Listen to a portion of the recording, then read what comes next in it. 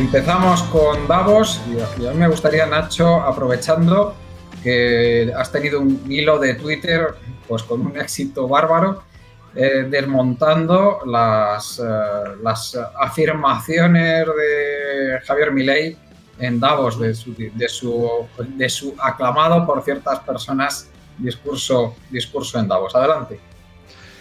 Sí, ojo, el discurso en cuanto a la expectación que estaba levantando, sabiendo sobre todo quién era el personaje y cómo es dado a la performance,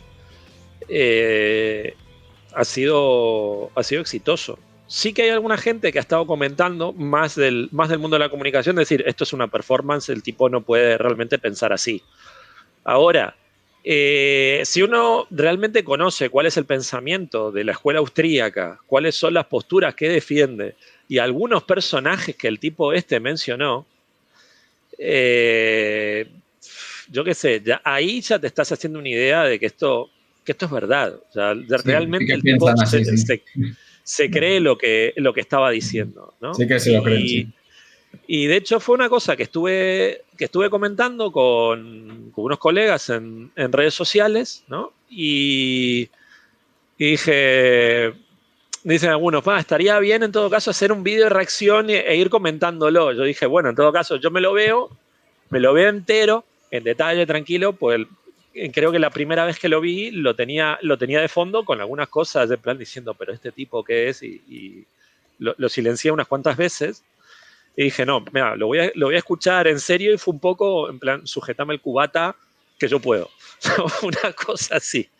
Y lo cierto es que, no, tuvo un éxito bestial. Se llevó a casi a 100.000 reproducciones. Una locura, o sea, que no me lo esperaba, ¿no? Y, a ver, tuvo un poco de todo, ¿no? Un poco por ver los titulares, ¿no? Es decir, cualquier forma de colectivismo, cualquiera, lleva al socialismo y a la pobreza, ¿no? Tomemos en cuenta que esta gente cada vez que dice socialismo es un insulto, ¿no? De hecho, entre ellos, cuando como que lo peor que te pueden decir, o sea, la versión, vamos a decir, y hablando en buen romance, ¿no? La versión del me cago en tus muertos, escuela austríaca, eres un socialista. Tal cual. Y de hecho, el término socialista lo sueltan con una alegría que es bestial. De hecho, en su momento, cuando tuvieron un distanciamiento muy fuerte entre Friedrich Hayek y Milton Friedman, Hayek tildó a Friedman de socialista. Y de verdad, alguien con dos dedos de frente no puede decir que Friedman sea socialista. No me lo creo, ¿no? Pero bueno, lo dicho, cualquier forma de colectivismo es socialismo, ¿no? También mencionó que los principales líderes del mundo estaban abandonando la senda de la libertad.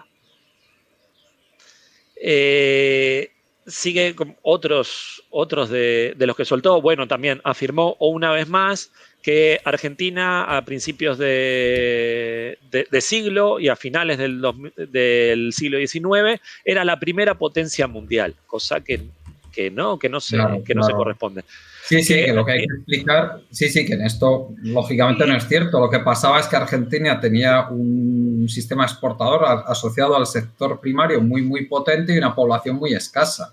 Y eso, exacto, de hecho tampoco era el país que tuviera la mayor renta per cápita en aquel entonces, pero estamos hablando de un país que no tenía industria. Claro, esto es como afirmar que un pequeño emirato en el Golfo Pérsico, porque exporta inmensas cantidades de petróleo, pues es la primera potencia mundial. O sea, claro, o que Mónaco, que en este momento es el país que tiene la renta per cápita más alta del mundo. Mónaco es la primera potencia. No, viejo, eso no se sostiene. No se sostiene. Había países que ya venían con una industria muy potente. De hecho, bueno, la primera potencia en aquel entonces, bueno, todos los datos apuntan a que era Inglaterra. Quiero decir, o sea, no podés decir eso. No podés decir eso. O sea, a ver, otra de las borradas que el tipo soltó. Bueno, claro, que Argentina, por abrazar el colectivismo, cayó al puesto 140 de las potencias mundiales. Por el colectivismo, de verdad. O sea, yo qué sé, haber abandonado mal el modelo agrícola, haber tenido un modelo industrializado un poco a los trompicones, que no estuvo del todo bien organizado, no sé, un saqueo que hubo, no sé, como que, a ver, que no se sostiene. No se sostiene. A ver, ¿qué otro titulares el tipo soltó? Bueno, a ver, afirmó que no existen los fallos de mercado. Así, con 2 cojones. No hay fallos de mercado. No existen. Y luego pasa a ser una defensa de los monopolios. Ya. Bueno, lo de los fallos de mercado... Planteando que los monopolios, claro, como no existen fallos de mercado, no existen asimetrías, no existe información asimétrica, no existen los monopolios, no existe, o sea, los oligopolios, los cárteles tampoco existen. No, pero que no estaría de más decir aquí que el tema de los fallos de mercado es probablemente una de los hechos más establecidos dentro de lo que es la ciencia económica y más probados. Exacto, o sea, hay un total consenso. O sea, ahí después, cómo plantean las diferentes escuelas de pensamiento, las diferentes morales de las escuelas de pensamiento, porque, a ver, por un lado está la ciencia económica y por otro lado después, ¿dónde está la moral del economista? Y dónde pone el trade-off, vamos a decir, ¿no? Lo que yo sacrifico con tal de conseguir un objetivo, ¿no? O sea, y a ver, ahí hay un consenso. El cómo se atajan esos fallos de mercado, bueno, yo qué sé, dentro de lo que es el espectro liberal, tenés a los más liberales que dicen, bueno, que ya cuando es algo flagrante, el Estado interviene, y tenés a los ordoliberales, por ejemplo, alemanes, que yo qué sé, los tipos estos decían, bueno, a ver, tiene que haber una intervención del Estado constante para evitar que las cosas se vayan de madre. O sea, yo lo que hago es prevenir que en algún momento la cosa se puede ir de madre, ¿no? Pero asumiendo que si el Estado no hace su papel, la cosa se va a ir de madre. O sea, como que entienden el Estado, que esto lo mencionaban el economista rumano, no me acuerdo el nombre, el de la termoeconomía. Bueno, el tipo este planteaba que el modelo ordoliberal era un modelo preventivo. O sea, que en realidad se asume que si el Estado no participa, hay entropía. O sea, que la economía se desmadra, la economía se enloquece. Entonces el Estado debe intervenir de forma directa. Sí, ahí va, Gorgescu, exacto.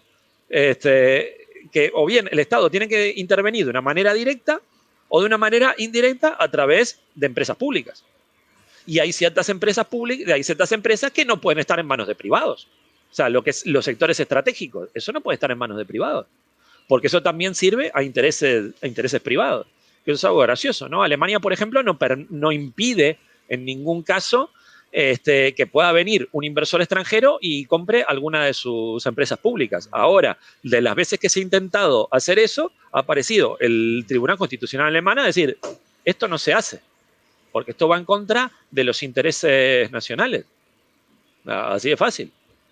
Pero bueno, un poco siguiendo esa línea, ¿no? O sea, que, bueno, la libertad económica es la garantía de crecimiento, la evidencia empírica ya es incuestionable, o sea, eso me pareció bastante gracioso, como que el tipo vino a decir que el crecimiento que experimentó la sociedad exponencialmente en el siglo XIX se debió a la libertad económica, cuando en realidad hay un consenso en decir que fue la industrialización la principal involucrada en el crecimiento económico tan bestia que se experimentó en el siglo XIX. Eso, la ilustración, la educación que cada vez era más fácil que llegara a más personas, la especialización de los trabajos, también la aparición de los sindicatos, en fin, como que fueron un montón de cosas, pero de alguna manera lo que inició todo fue la industrialización. Ahora, también es bastante gracioso porque tiempo más adelante el tipo se contradice diciendo de que la industrialización, que fue lo que le dio el puntapié para el crecimiento económico. Entonces, ¿qué fue? ¿La libertad económica o fue la industrialización? O sea, lo que permitió a Rusia hacer, o sea, la Rusia de los zares, que era un país agrícola, sin ningún tipo de industrialización, con unos problemas de desnutrición de su población tremendos, y pasaron a un sistema, bueno, comunista, entre comillas, y lo hicieron en tiempo récord de convertirse en una potencia industrial y tener un desarrollo económico, en realidad, lo principal involucrado ahí es que dejaron de ser agrícolas y pasaron a ser industriales. Y al haber una planificación del Estado, ese proceso de industrialización fue relativamente simple. Bueno, después está ahí las críticas que podemos hacer al plan quinquenal y yo qué sé, pero no viene al caso, ¿no? Por otra parte, también hizo un montón de... apuntó a un montón de cosas del índice de libertad económica, pero bueno, se sabía que iba a haber opiniones en ese lado. El tipo también citó a Alberto Venegas Lynch. Yo reto a todos los que estén escuchando, a todos los que estén viendo esto, prestarle atención 2 minutos. No pido más de 2 minutos prestarle atención a este tipo. Imagínense, literal, imagínense a Huerta de Soto con 5 carajillos encima. Eso es Alberto Venegas Lynch. O sea, es... De verdad, Huerta de Soto te parece moderado en comparación con este personaje. Y según las palabras de Milei, Alberto Venegas Lynch es el padre ideológico de Milei, con 2 cojones. O sea, lo admite claramente, ¿no? Inclusive menciona en el minuto 10 de intervención, el tipo menciona que las instituciones como el Banco Mundial, el Fondo Monetario Internacional, el Banco Interamericano de Desarrollo, que todas estas instituciones son instituciones prosocialistas y que están llevando al mundo al socialismo. O sea, yo no me puedo tomar con seriedad a este tipo. Ni 2 minutos. O sea, también soltó lo del comunismo, provocó las 100 millones, no sé cuántos, de muertes en el mundo. Y sí que hay algunas cosas que el tipo mencionó que me hicieron gracia. Evidentemente, yo estoy de acuerdo con... ahí en eso concreto que dijo Milei estoy de acuerdo, por motivos completamente diferentes. Aclaro, que el tipo soltó que el marco teórico de la economía neoclásica está equivocado. O sea, por favor, señores de la economía neoclásica, salgan de ahí. Bien, en eso podemos estar de acuerdo, por motivos muy diferentes, pero en ese detalle podemos estar de acuerdo. Y por otro lado, el tipo afirmó, también con 2 cojones, que todo el marco teórico que critica el anarcocapitalismo está equivocado. O sea, si parto de la idea de que estos tipos siguen la praxeología se basa en una serie de apriorismos y axiomas que por lo tanto son incuestionables. De hecho, todos los descubrimientos y todas las teorías que plantea es como teoremas, es como si fuera matemática. O sea, decir, esto es un axioma, lo junto aquí, consigo un teorema, voy a una demostración, que de hecho las demostraciones de estos tipos te reís una semana, si le prestas un poquito de atención. De hecho, también invito a la gente que está del otro lado, léanse muy por encima, la acción humana de Mises. Y se van a reír un rato, que se van a reír un rato, ¿no? Y bueno, hay algunas otras cosas, yo qué sé, bueno, plantear que los mercados como sistema de cooperación no pueden existir los fallos, bueno, eso, a ver, fue creo que de las cosas más comentadas, ¿no? De que no hay fallos de mercado,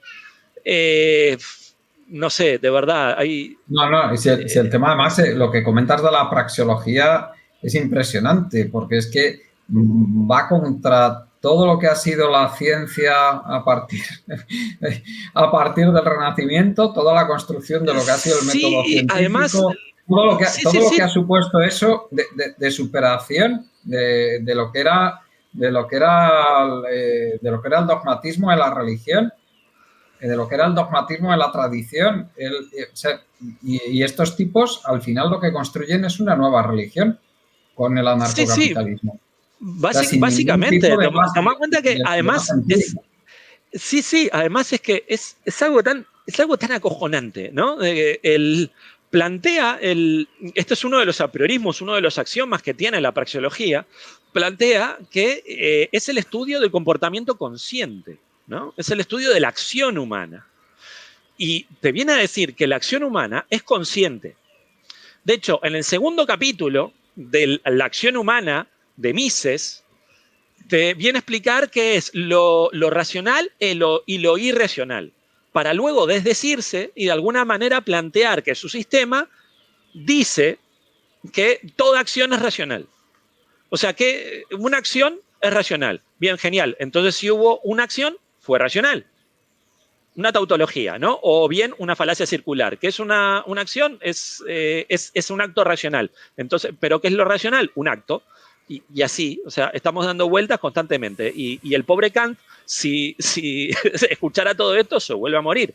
El pobre tío, porque de hecho todo lo que nosotros sabemos de economía, de sociología, de psicología, de derecho, o sea, planteamos que existe lo racional y lo irracional y que no necesariamente el comportamiento humano es racional, no necesariamente el comportamiento humano es lógico, pero si hubo comportamiento fue racional, ahí con dos cojones. Que sí, está claro. No sé. Sí, un poco es... Sí, un poco también es todo lo que se ha criticado de la economía clásica y la construcción del Homo economicus y todo esto que, bueno, que ha sido destrozado literalmente por la psicología, ¿no? El Homo economicus y la supuesta...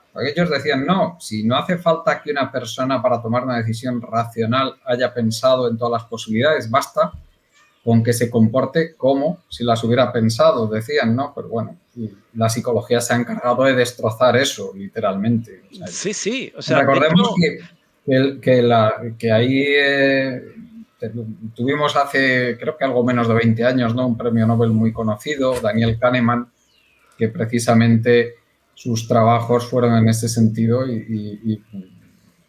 y le dieron el premio Nobel precisamente por esa razón, que él es psicólogo, no es economista. En fin, sí. A mí me gustaría, si me permites, Nacho, que le dé la palabra a Pedro, me gustaría, Pedro, que nos hables un poco de toda la concepción de lo que es la sociedad, de lo que es el ser humano, que hay detrás de este discurso anarcocapitalista, porque, claro, por lo que vemos, esta gente de lo que defienden es un individualismo ultranza y es el desprecio más absoluto por cualquier tipo de organización social o de acción colectiva. Pues efectivamente. Bueno, yo creo que hemos estado centrando mucho en el tema de la escuela esta de economía austríaca, que se llama de economía austríaca porque el fundador es austriaco. Pero vamos, no es la economía ni la escuela económica que ha regido la economía de Austria, ¿eh? O sea, vamos a ver. No, para nada. En absoluto. Es decir, es como si me dicen la escuela económica de Murcia. ¿Por qué? Pues porque hubo un anarcocapitalista de Murcia. Bueno, pues vale, de acuerdo. Pero no tiene que ver con eso. Y de hecho, ya hemos explicado aquí el otro día que, por ejemplo, si nosotros analizamos cómo se reconstruye la economía de Austria después de la Segunda Guerra Mundial, pues vamos a ver que se siguen unas pautas y unos principios que tienen que ver con la intervención pública, con políticas keynesianas, con la construcción de un Estado intervencionista para tratar de proteger los derechos sociales de la población, porque el país está devastado y entonces, bueno, pues si no hay una labor de intervención del Estado con unos criterios humanos de defensa de los derechos sociales, pues directamente Austria no hubiera levantado, ¿no?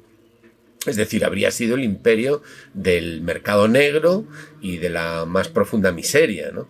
Entonces, de hecho, toda la construcción de la gran sociedad, de la Europa desarrollada y también del Estados Unidos de éxito posterior a 1945, pues siguió unas pautas económicas y políticas donde teorías más o menos enajenadas como la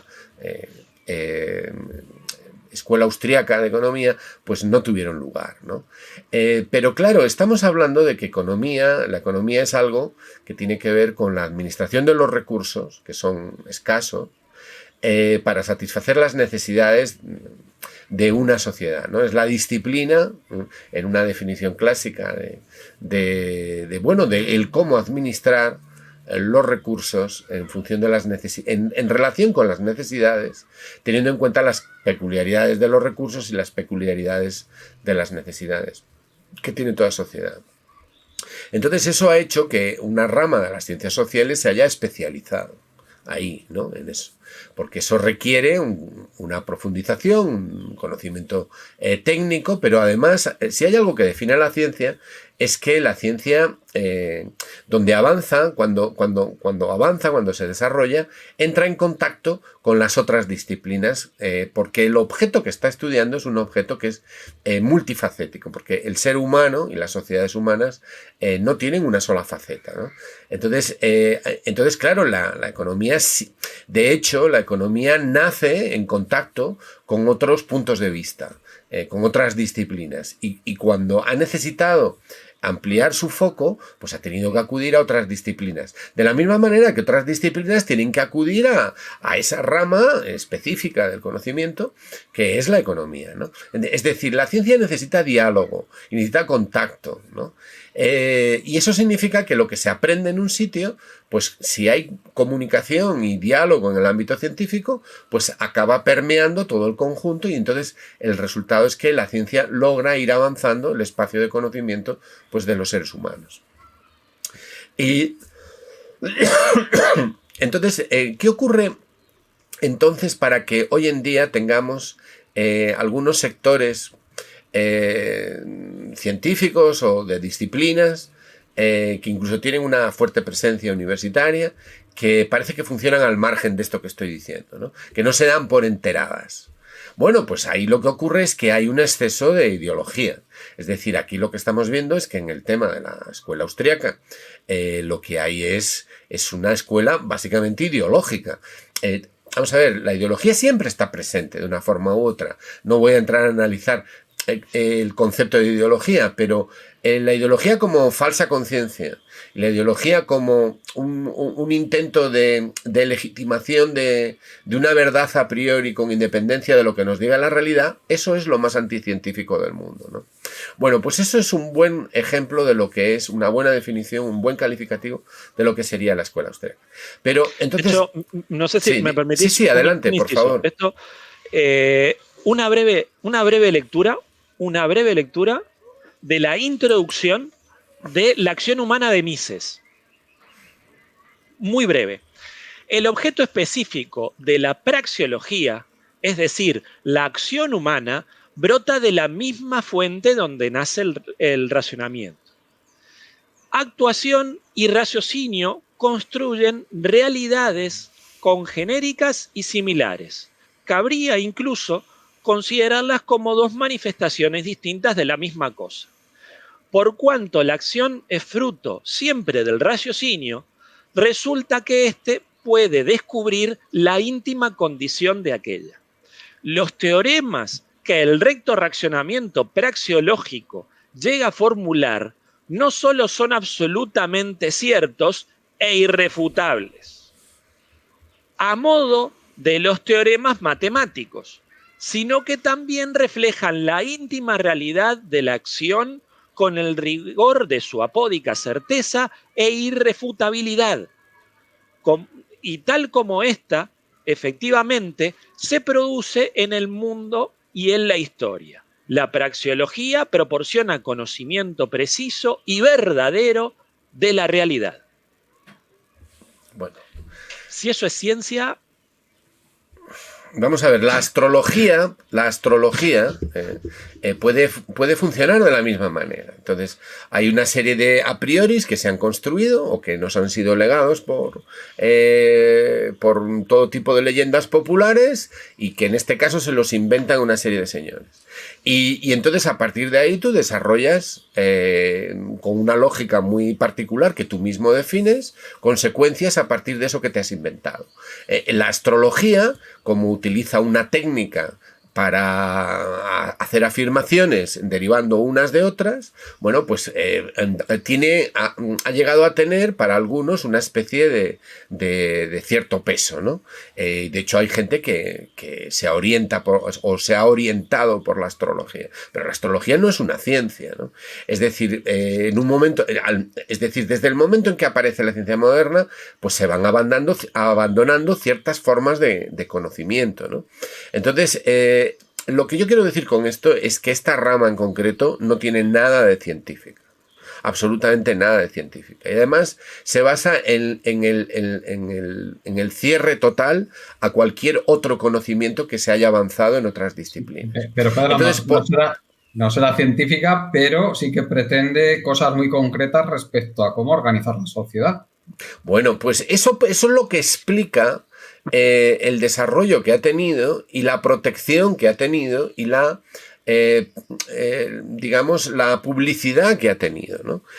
Porque, lógicamente, en las sociedades en las que vivimos, pues hay relaciones asimétricas de poder. Y en esas relaciones asimétricas de poder, bueno, pues hay quien está interesado en mantener su propia posición, ¿no?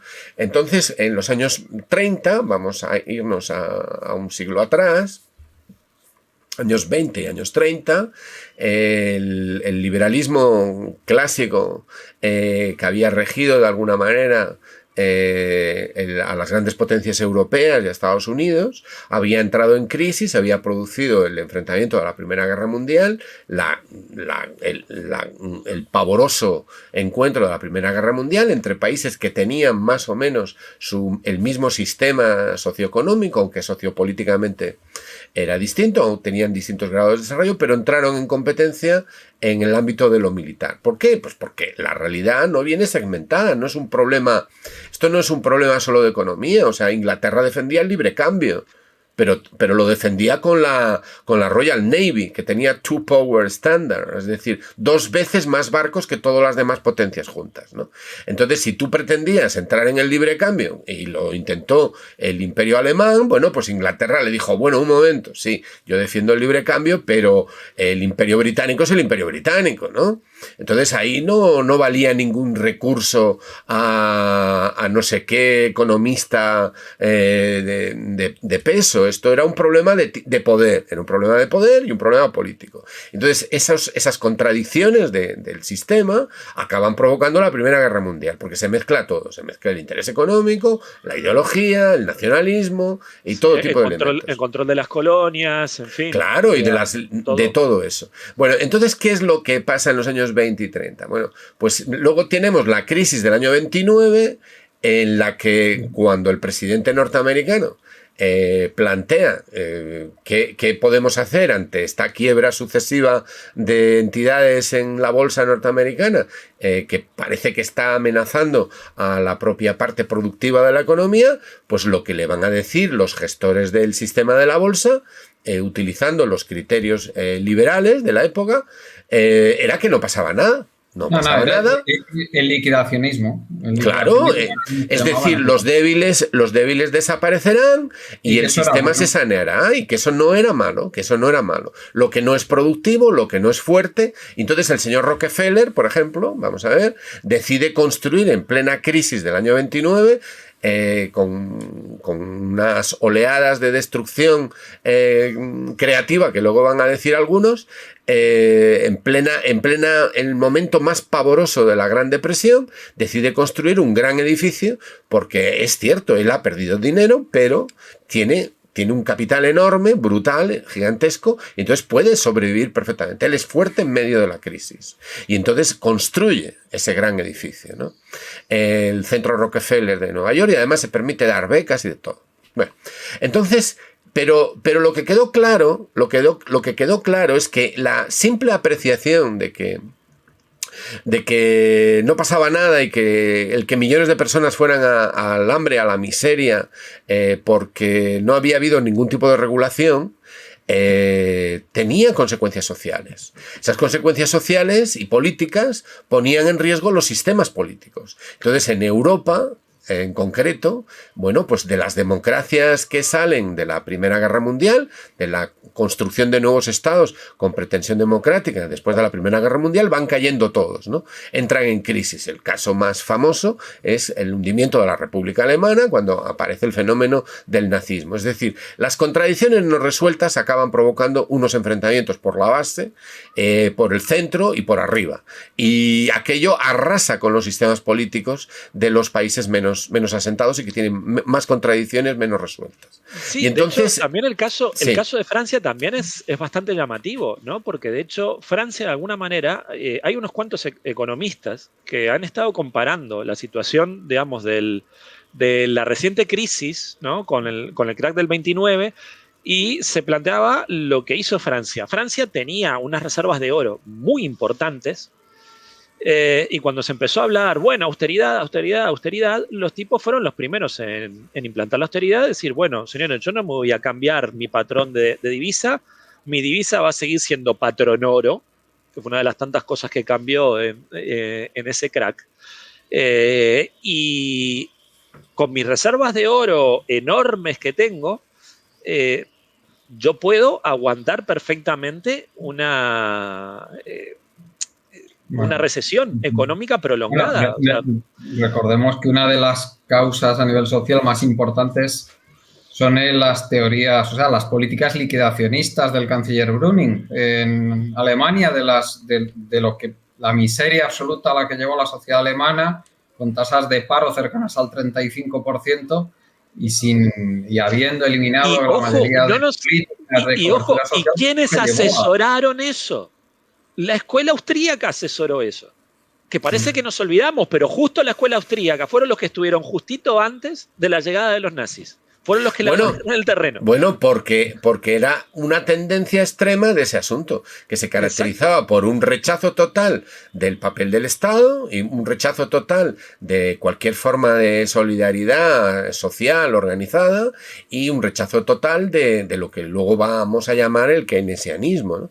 Es decir, esos años son los años en los que empieza a cambiar, el poder se da cuenta que necesita que los sistemas en los que realmente existentes no sean solamente liberales, sino que ven que es necesario que además sean democráticos, en el sentido de que si son democráticos tienen una base de apoyos más fuerte. Y eso además es un freno a la deriva totalitaria que muchos de los poderosos consideran que es la única salida, por la parte fascista o por la parte nazi, y desde luego también podría ser un freno al peligro nacido en Rusia en el 17.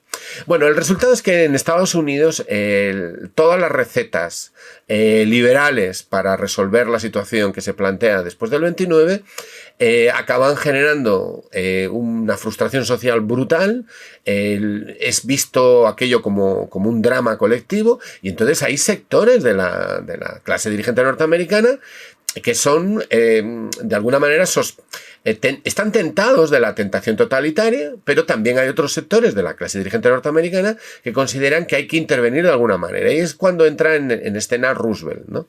Y entonces Roosevelt, curiosamente, es Roosevelt y su Trust Brain, es decir, esa alianza de cerebros que él crea, cuando está de gobernador de Nueva York, que tiene un éxito enorme en la reducción de la pobreza y en dar trabajo y en quitar parte de la miseria, pero no dando subsidios, sino ofreciendo trabajo, ¿no? Bueno, y una serie de medidas muy interesantes, ¿no?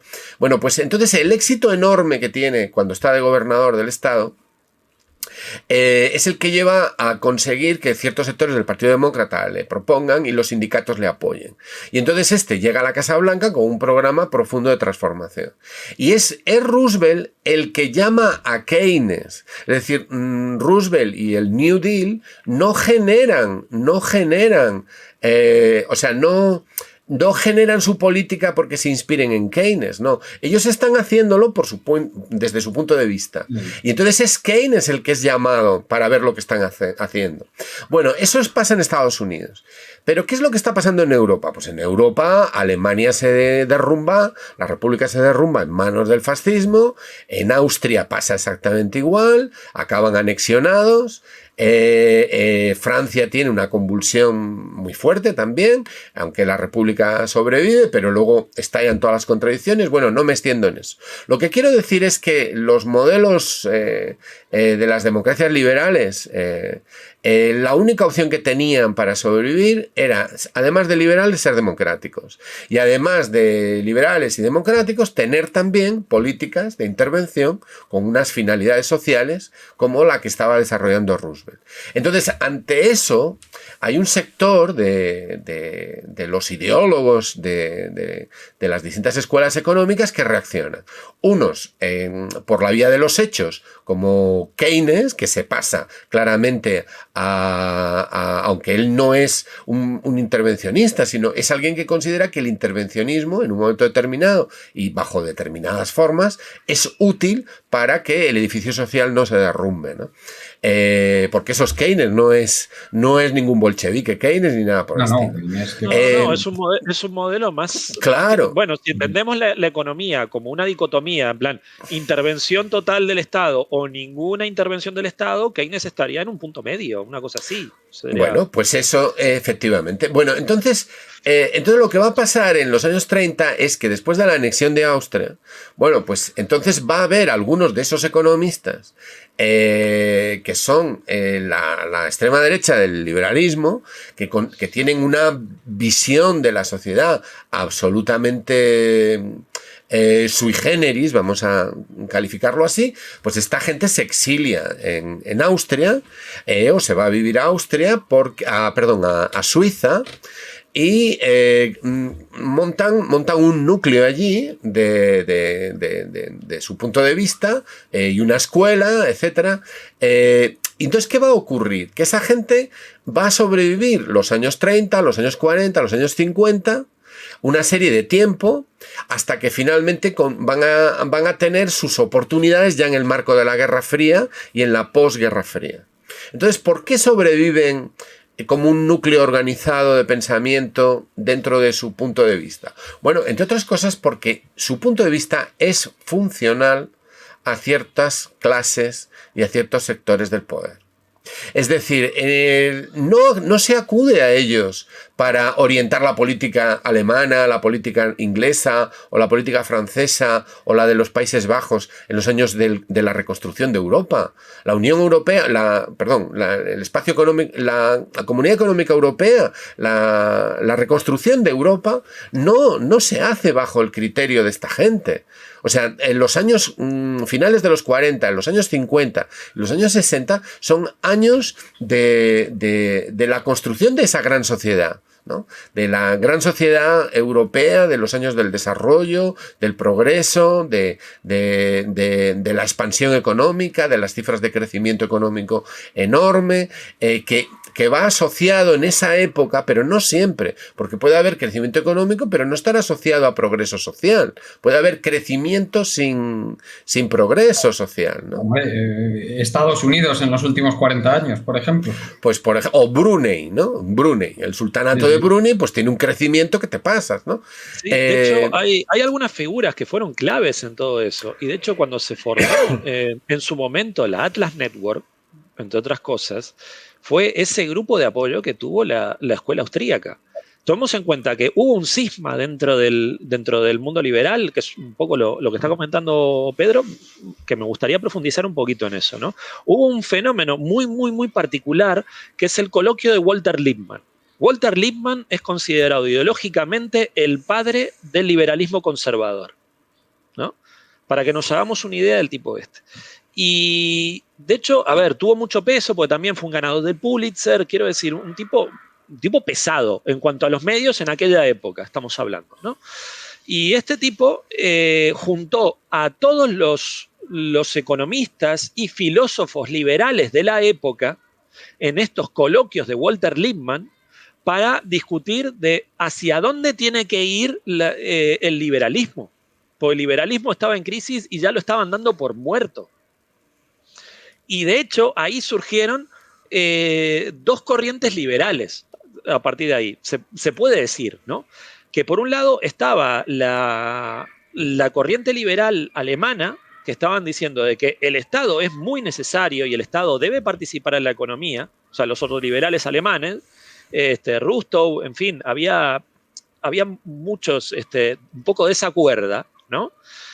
Y por otra parte estaban los austríacos, y los austríacos eran los que estaban diciendo de que no, que el error ha sido la intervención del Estado, y esto iba a ser como una especie de efecto corrector, y todo aquel que no estuviera preparado o no fuera lo suficientemente fuerte o lo suficientemente apto, ya directamente desde un punto de vista evolutivo, iban a desaparecer y los estados debían dejar que desaparecieran.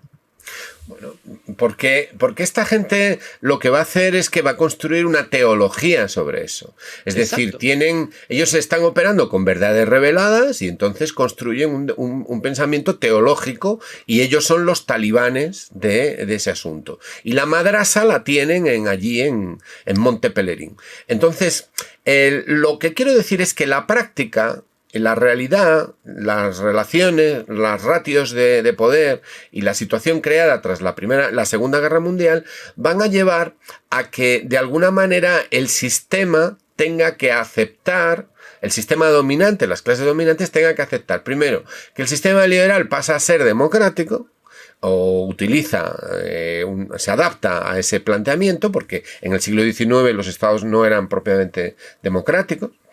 Y además ese Estado va a tener unas obligaciones sociales, ¿no? Entonces eso va a configurar un modelo de desarrollo en Europa y también en Estados Unidos inicialmente, que representa para gran parte de la población pues el acceso a un nivel de vida mayor, una estabilidad en el trabajo, y todo eso se paga con impuestos, y es la época precisamente en la que hay más impuestos, en la época en la que hay más crecimiento y hay más bienestar social, ¿no? No por el hecho de que haya impuestos, sino porque el conglomerado, el conjunto de las decisiones que se toman van a reorientar, va a haber una redistribución de la renta generada en un marco que es el marco que da origen a la Unión Europea que conocemos, la que conocemos ahora es distinta, ¿no? A la sociedad europea desarrollada y a la sociedad norteamericana desarrollada. Pero claro, eso afecta a las ratios de poder. Es decir, es necesario ver que los finales de los 40 y los años 50 obligan al sistema dominante en Occidente a mejorar el nivel de vida de la población, no por una cuestión de altruismo, sino porque en el marco de la Guerra Fría no se pueden permitir otro tipo de decisiones, porque si no, el peligro del enfrentamiento, de la contradicción interna, les puede arrasar. Y entonces, claro, pero eso hace que sectores más ideológicos, más ideologizados de poder, consideren que eso es una aberración. Y ahí es donde están los de la escuela austríaca. Y ahí no solamente eso, en el marco de la Guerra Fría hay otra tendencia que es menos economicista y que es más política, que es el anarcocapitalismo, que es de lo que me estaba preguntando Juan Carlos Barba. Entonces, el minarquismo o el anarcocapitalismo, bueno, pues hay que pensar, por ejemplo, en la figura de Ayn Rand, ¿no? O en la figura de Strauss, el filósofo político, también emigrado de Austria. Bueno, la gente emigrada de Austria, a veces hay alguno un poco curioso, ¿no? Ya saben, Austria es ese país que ha conseguido que todo el mundo se piense que Beethoven es austriaco y Hitler alemán, ¿no? Bueno, pues aquí tenemos a Ayn Rand, ella era rusa de origen judío, pero emigra a Estados Unidos, ¿no? Y Strauss sí, ese sí era austríaco. Bueno, entonces el planteamiento que tienen ellos es más de tipo más político, es decir, es el peligro del Estado.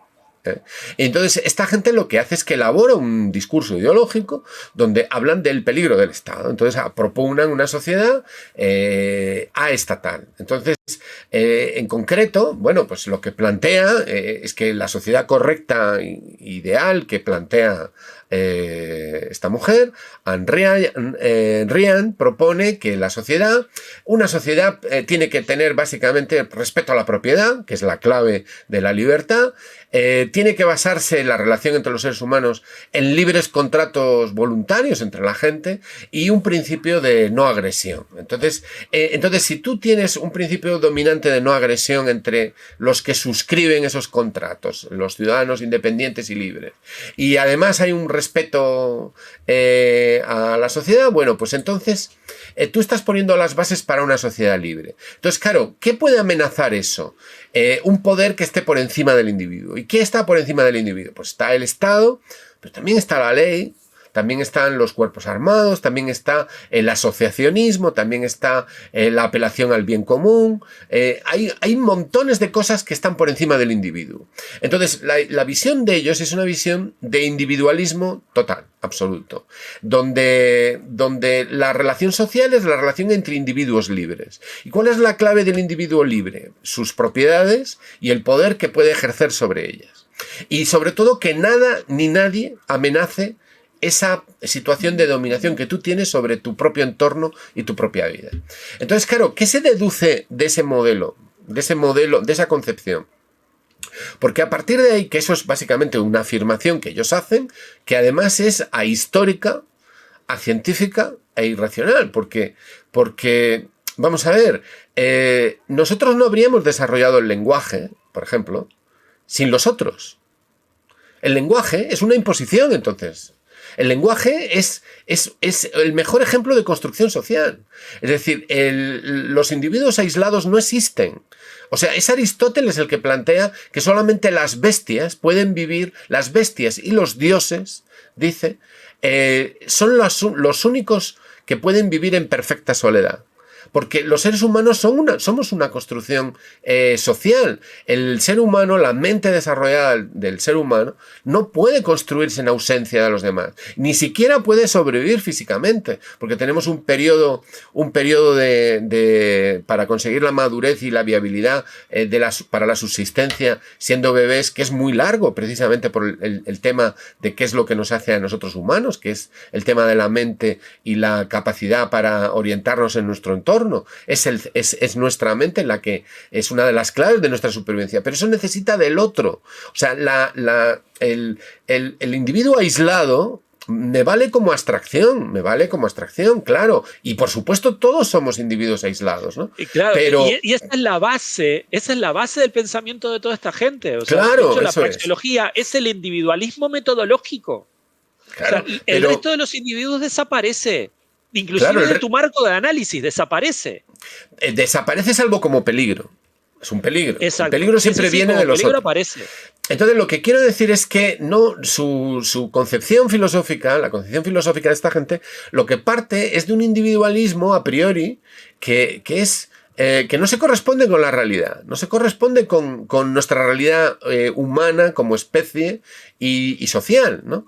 Entonces, bueno, pues a partir de ahí ellos desarrollan eso y desarrollan todo un discurso. Entonces son famosas las frases y las ideas de Ayn Rand que va a ser objeto de una especial protección en los años de la Guerra Fría, en el marco de la Guerra Fría cultural que se trae la CIA contra las ideas de izquierda en el marco de la lucha contra los soviéticos. Pero claro, eso implica... Durante el macartismo, sí. Claro, es durante el macartismo. Entonces, vamos a ver, por ejemplo, hay una novela de Ayn Rand que se va a convertir en una película, creo que contratan incluso a Gary Cooper, ¿no? Bueno, la película está pagada, literalmente, por la patronal norteamericana, ¿no? O sea, que van allí y le dicen al productor de Hollywood, tienes que hacer este guión basado en esta novela y tal. Pero ¿esto de qué va, no? Y entonces, bueno, pues es una historia de absolutamente tremenda, simbólicamente, ¿no? Gary Cooper no se entera de nada de las parrafadas que suelta. Es bastante poco transparente la película, ¿no? Básicamente es un arquitecto que es un genio, ¿no? Y entonces este es el gran arquitecto, ¿no? Entonces, claro, entonces ¿quién de alguna manera amenaza su genio creador? Pues lo amenaza la opinión pública, lo amenaza la empresa, lo amenaza el poder del capital, lo amenaza cualquier sombra que vaya a recaer sobre su genio, su visión de cómo tienen que ser los edificios, etcétera, todo eso es un peligro. Entonces es el combate del hombre por defender su genio creador frente a las sombras que pretenden aplastarle. Entonces, claro, como eso implica pues una posición en cierto modo negativa también de la empresa, bueno, pues las lecturas que se hacen son ambiguas, pero allí lo que emerge es el superhombre. Es el superhombre que se ve amenazado por las cucarachas, ¿no?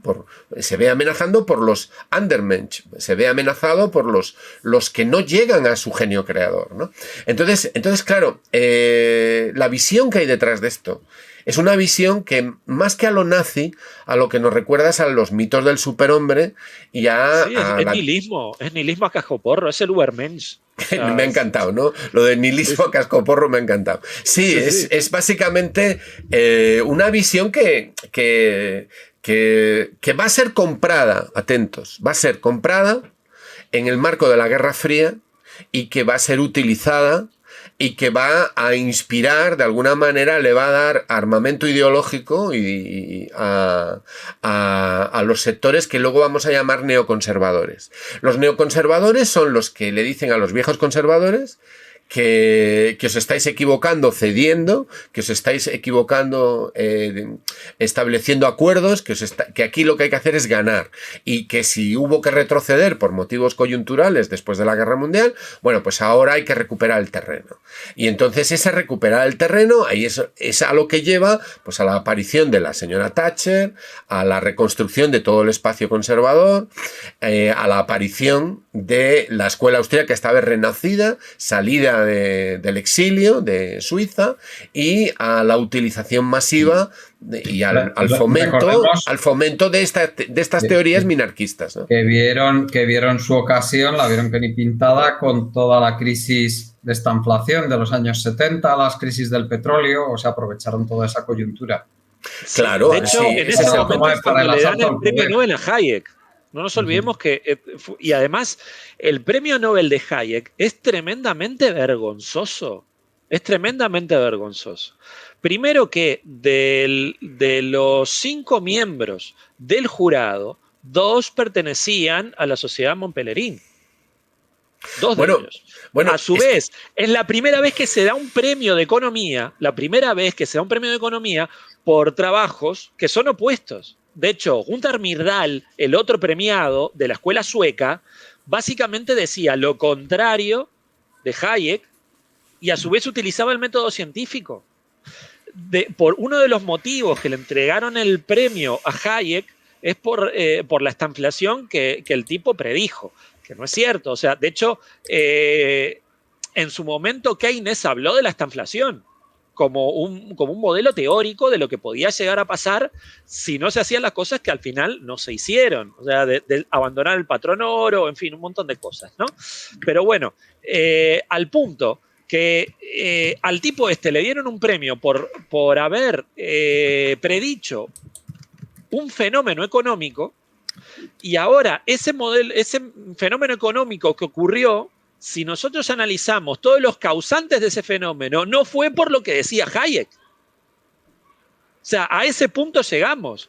Y estamos hablando de un tipo que no aplica el método científico ni a garrotazos y que se despacha felizmente diciendo que da igual que la empírica no compruebe sus teorías, porque siguen teniendo validez. Y dentro del modelo praxeológico son irrefutables. Bueno, es que, vamos a ver, mira, el Premio Nobel de Economía es algo que se hizo presión para darlo desde los grandes bancos y el Banco de Suecia, que fue el instrumento al final que lleva a que lo dé. Y además quien lo da quien lo da es el entorno del banco, es decir, no es exactamente la academia sueca, ¿no? Entonces, bueno, digamos que en el final del primer periodo de la Guerra Fría y cuando ya a partir de la crisis de los años 70 hay una reconducción de todo esto, pues ahí rescatan. Por un lado, rescatan a los austriacos, ¿no? A esta tendencia extrema y completamente ideologizada de un liberalismo atroz. Rescatan a los minarquistas que van a ser de alguna manera lo que es lo que está detrás, por otra parte, por ejemplo, de Trump. Y de cierta extrema derecha norteamericana, ¿no? Y que sobrepasa, lo que pasa que la extrema derecha norteamericana actual sobrepasa a los neoconservadores. Pero también hay otro elemento, ¿no? Que es la utilización masiva que van a hacer de la teoría de juegos, ¿no? Y la utilización que van a hacer de personajes como el matemático John Nash, por ejemplo, con sus aportaciones, con las teorías del equilibrio. Entonces, toda esta gente de lo que se basa es en una concepción del ser humano al que han reducido a una parodia. Es decir, esa imagen del Homo económico, ¿qué es el Homo economicus? El Homo económicus es una versión que ellos construyen de lo que es un ser humano con su sistema, con su forma de tomar las decisiones en la vida, en la cual, como hay demasiadas influencias y demasiadas facetas, y entonces los modelos matemáticos pues no salen bien, tienen que reducir el número de variables. Entonces reducen el número de variables a lo que ellos entienden que es lo básico. Y lo básico es la elección racional. Pero ellos llaman elección racional a la elección motivada por el interés, exclusivamente. Y a una versión absolutamente subjetiva, absolutamente enfrentada, absolutamente insolidaria y absolutamente en base a ver y debes económicos, ¿no? Entonces construyen una verdadera caricatura. Entonces, claro, hay sujetos como John Nash. John Nash, vamos a decirlo, recibe el premio, yo creo que llega a recibir el premio Nobel, ¿no? No lo podría asegurar ahora, pero fue objeto de una enorme utilización por parte de todo el establishment norteamericano y de los sectores más conservadores. Este hombre, ¿qué va a hacer? ¿Cuál es su aportación? Pues su aportación es que las elecciones que va haciendo los átomos individuales en el conjunto pueden llegar a puntos de equilibrio, ¿no? Y esos átomos individuales somos nosotros, ¿no? Somos los seres humanos. Y entonces, bueno, pues tú tienes una serie de sujetos que van tomando decisiones por su interés racional y entonces se producen puntos de equilibrio en el conjunto. Bueno, pues esas serían todas las acciones que favorezcan esos puntos de equilibrio del conjunto, pues serían la clave para una sociedad en la que pudiera haber la verdadera libertad. Pero claro, hay un detalle. John Nash es un enfermo mental. Sí. Es decir, aunque hicieron una película, que esa es otra de las grandes manipulaciones de Hollywood, que se llama Una mente maravillosa, que habréis visto. Sí. Bueno, pues cuando digo que es un enfermo mental, pues no lo digo, ahora me van a aplicar la teoría de la cancelación, pero vamos a ver, si tú tienes a una persona que tiene un problemas de percepción y de relación con los demás al punto de peligrar su vida y peligrar su visión de los demás, y construye una teoría social sobre cómo se comportan los demás y luego tú lo utilizas, bueno, pues estamos hablando de que es necesario verlo. Yo creo que para deshacer completamente la teoría de juegos basada en las ecuaciones de John Nash, lo que hay que hacer es verle a él y ver cómo él explica las cosas, ¿no? Es decir, quien vea cualquier entrevista con él posterior verá las buenas vibraciones que provoca cualquier cosa que él haya podido derivar. La utilización que van a hacer de él es brutal. Y lo hacen en el marco de la guerra de Vietnam, en el marco de la teoría de juegos y en el marco de que necesitan una teoría de apariencia matemática para explicar los modelos de relación social basados en el comportamiento de unos seres humanos que no existen. Bueno, pues este es el conglomerado, ese es el tema. Un inciso respecto a eso. De las teorías de Hayek, que siempre se habla de la teoría de la resaca, y no me gusta decir la teoría del ciclo económico porque eso les gusta. La teoría de la resaca, el término teoría de la resaca les molesta a los austríacos, así que usemos el difemismo. La teoría de la resaca plantea que todas las crisis en realidad están provocadas cuando los bancos durante mucho tiempo están ofreciendo crédito demasiado barato y eso en realidad lo que termina provocando esa manipulación del crédito termina provocando una crisis en cadena, ¿no? Como que se empiezan a dar una serie de fallos en cadena y termina provocando el ciclo económico, ¿no? Que fue una teoría que la han querido recuperar con la crisis del 2007, no nos olvidemos. Ahora, ¿qué pasa? Otra de las teorías de Hayek, que fue tremendamente atacada en su momento y muy criticada, era la teoría de equilibrios. La teoría de equilibrios venía a decir que los mercados como tales no necesitan ningún tipo de intervención porque todos y cada uno de los participantes terminan alcanzando un equilibrio de una forma natural. Y sin la teoría de juegos, en este caso, como para darle un poquito más de sustancia a toda esa idea, el referente ideológico de Hayek y, digamos, el sustento de sus teorías se iba a pique, porque esa teoría es aún más difícil de sostener, que es algo de lo que los austríacos no quieren hablar, la teoría del equilibrio de Hayek, porque se sostiene menos todavía.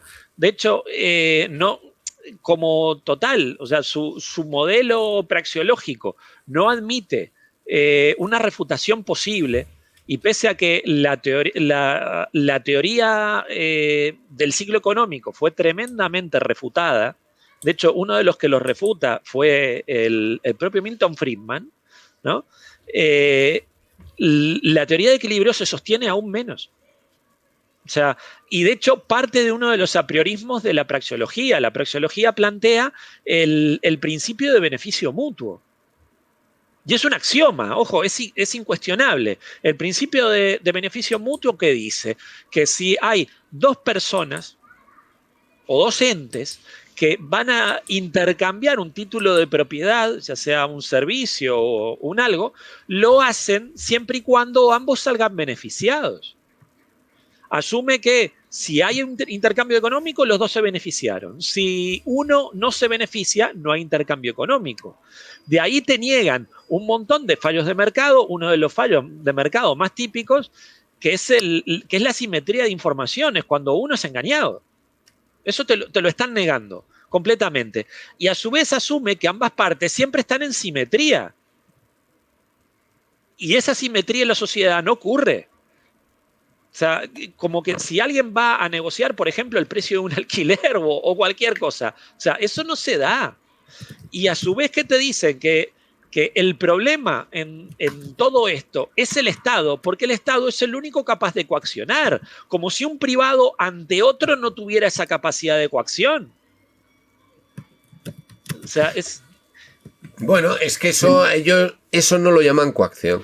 Ellos lo llaman el ejercicio de la libertad individual. Yo pongo el precio que me parece y tú lo coges si te viene bien. Y si no te viene bien, pues no lo coges. Y el que tú te mueras o te pase algo, eso es un problema tuyo. Es decir, por eso afirmo, y se ha afirmado, no solamente lo hago yo, que ese modelo social es un modelo social que es absolutamente nazi, en el sentido de que no importa que una parte importante de la población caiga, es decir, es una sociedad que nos lleva a una sociedad de castas.